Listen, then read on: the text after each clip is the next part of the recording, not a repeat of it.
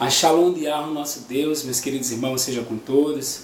Sejam bem-vindos a mais um estudo aqui na palavra do nosso Pai Celestial. Hoje nós vamos dar sequência ao estudo dos 10 mandamentos e hoje nós vamos estudar o 9º mandamento da lei de Yahweh, da lei do nosso Deus, tá bom?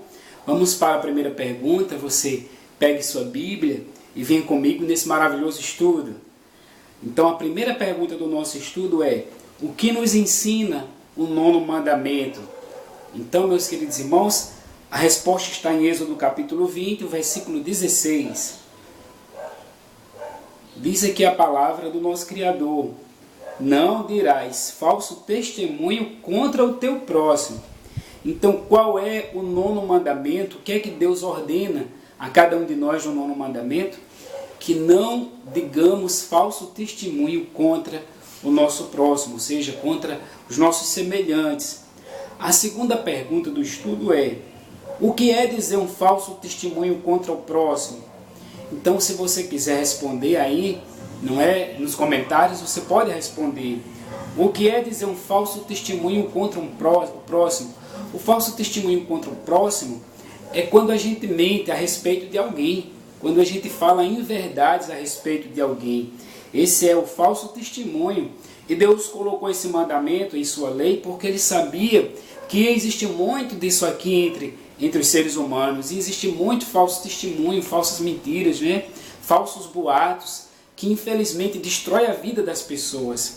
Lembrando, meus queridos irmãos, que o nosso Salvador Yahushua, lá em Apocalipse, ele é conhecido, um dos seus nomes, como a testemunha verdadeira, a testemunha fiel e verdadeira. E é assim que eu e você deve ser, uma testemunha fiel e verdadeira, tá bom?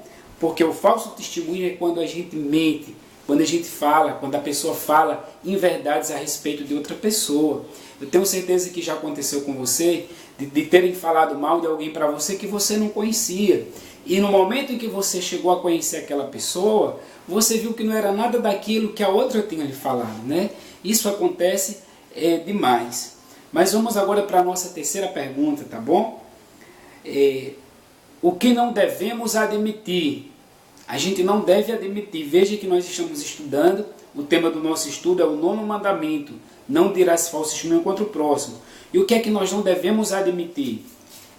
Êxodo capítulo 23, aí já bem pertinho desse capítulo, Êxodo 23, o versículo 1 e 2. Vamos ver o que diz aqui o nosso Deus.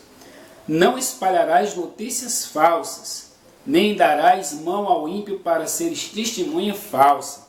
Muitas vezes a gente por amizade, a pessoa por amizade, ela pode mentir para, ser uma falsa testemunha, falar uma inverdade, mentir para ajudar a outra pessoa, ajudar entre aspas, às vezes até encobrir um erro. Mas a Bíblia diz: não espalharás notícias falsas, nem darás a mão ao ímpio para ser testemunha maldosa. Não seguirás a multidão para fazeres o mal, nem deporás numa demanda, inclinando-te para a maioria, para torcer o direito. Então, no momento em que a pessoa ela faz isso aqui, ela está sendo uma falsa testemunha, ela está indo para um lado errado, ela está, Quando a gente vai para o lado errado, quando a gente defende algo errado, a maioria estando errado a gente defende, a gente está se tornando um com eles, ou seja, a gente está errado também e a gente está sendo uma falsa testemunha, A gente está dando apoio a uma mentira, a uma inverdade, mesmo estando com a maioria essa inverdade, Continuando o que a palavra diz, Provérbios capítulo 19, verso 9. Provérbios 19, logo aí depois de Salmos, tá bom, gente? Provérbios 19.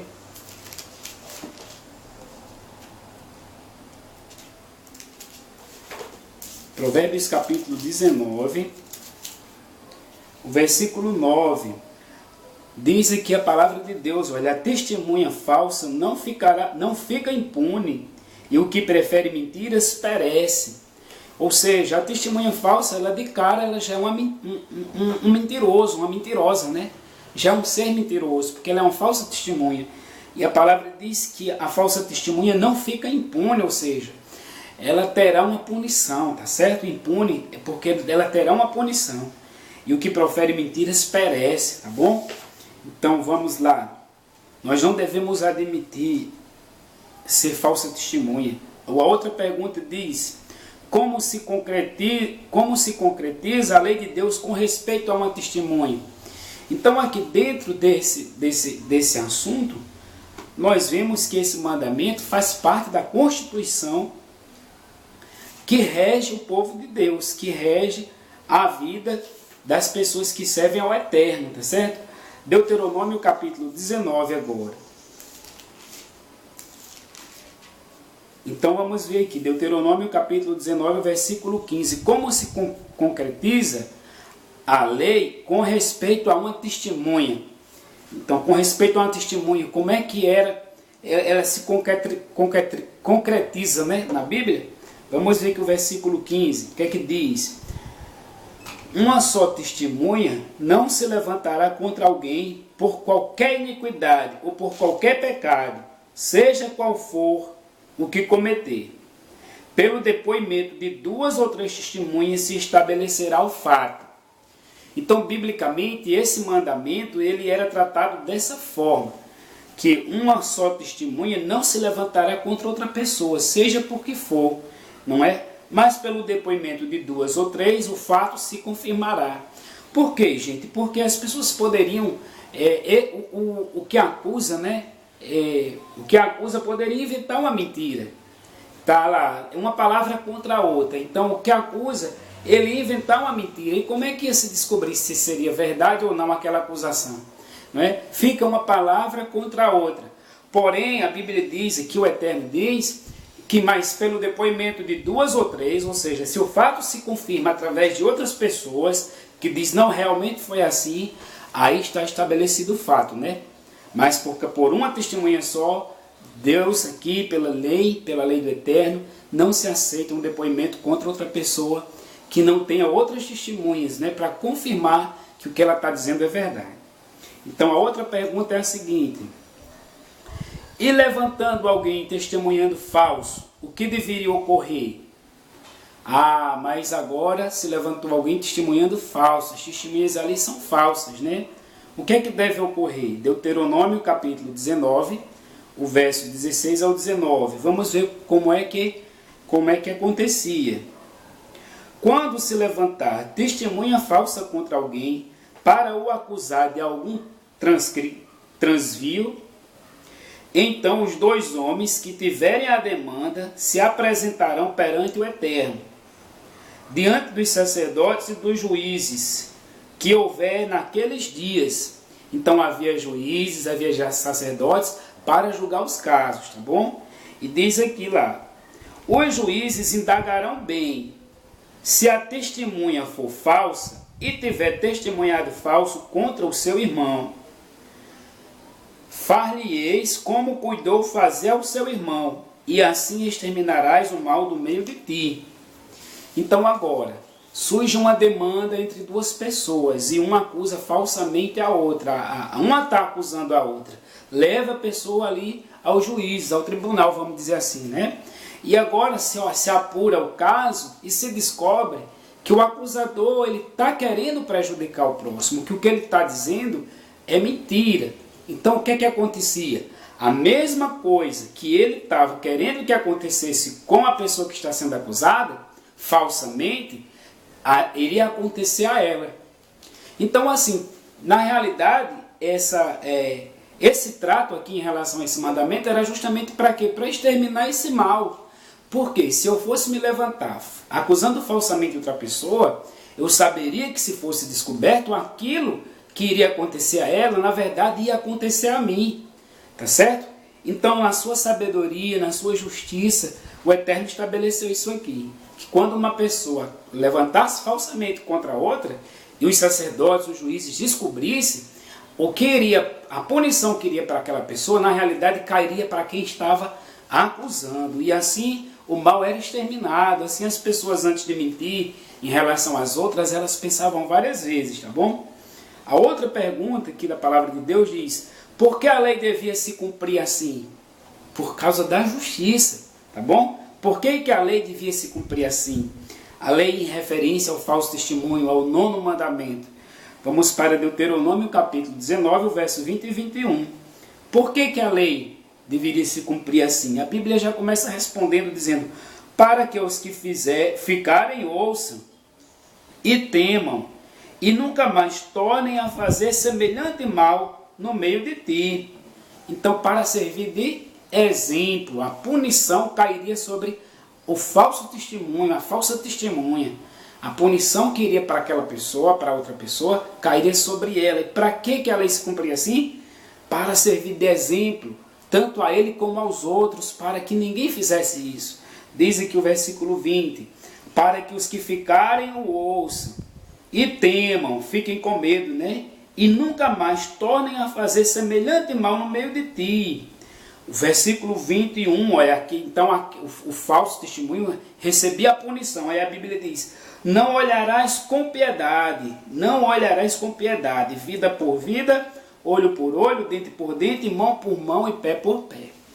Tá certo? Então agora a punição que iria para aquela pessoa que ele estava querendo prejudicar, cairia sobre ele, né? O mal que ele estava desejando para outra pessoa ia cair sobre ele, e a Bíblia diz que não olhem para ele com piedade.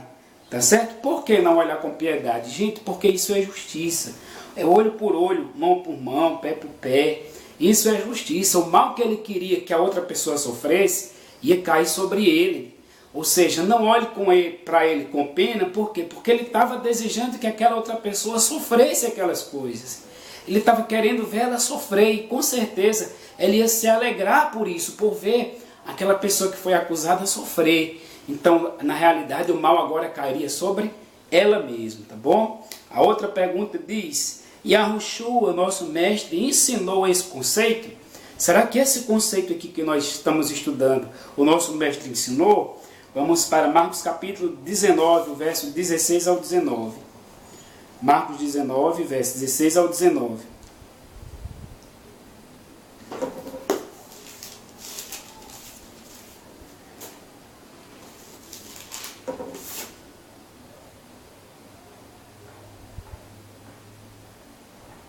Perdão, irmãos. Lucas capítulo 6, o verso 37 e 38. Lucas capítulo 6, tá bom? Eu errei aqui o texto. Lucas capítulo 6, 37 e 38. O livro de Marcos não tem o capítulo 19. Então vamos lá aqui. Lucas capítulo 6, o verso 37 e 38. O nosso mestre Yahushua, ele ensinou esse conceito? Diz aqui.